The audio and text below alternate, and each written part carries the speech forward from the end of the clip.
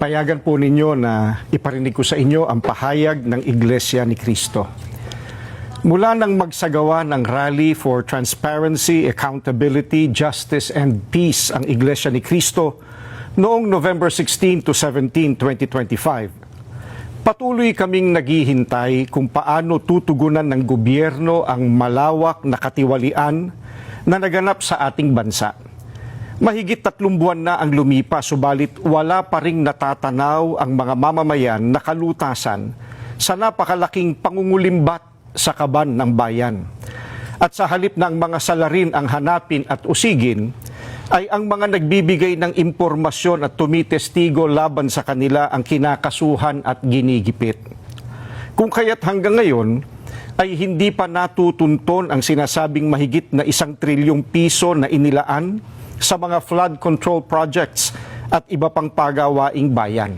Sapagkat, ang hinahanap ng mga dapat mag-imbestiga ay ang mga pangyayaring maaaring magamit para mailihis sa iba't ibang issue ang problemang ito. Hinihintay ng mga Pilipino ang sinasabi ng Senate Blue Ribbon Committee Chairman na we will go where the evidence lead us. Ngayong may mga lumalabas na pahayag na mula sa mga sangkot, kabilang ang umano'y nagpadala ng mali-maletang pera.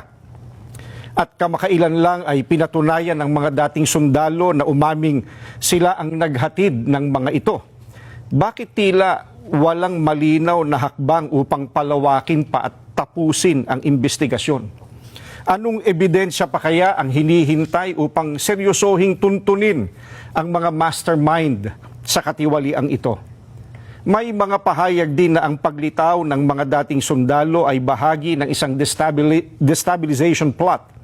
Kung ganoon ang paratang, hindi ba lalo itong dapat imbestigahan sapagkat ang destabilisasyon laban sa gobyerno ay isang seryosong usapin ukol sa pambansang seguridad?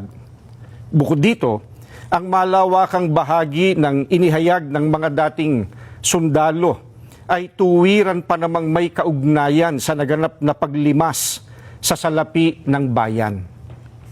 Matamang naghihintay pa rin ang sambayanan, kasama ng milyon-milyong Pilipino sa buong mundo at maging ng mga international media at iba pa na nagmamasid, ang mga kaanib sa Iglesia ni Cristo ay patuloy na nakabantay. Maling isipin na nalilimutan na ng mga Pilipino ang isyong ito sapagkat ang pondong pinag-uusapan ay mula sa buwis at pawis ng mga mamamayan. Ang aming panawagan ay nananatiling malinaw. Ilantad ang buong katotohanan. Papanagutin ang dapat managot at pairalin ang katarungan upang maibalik ang tiwala ng bayan at maitaguyod ang tunay at pangmatagalang kapayapaan at pagsulong ng Pilipinas.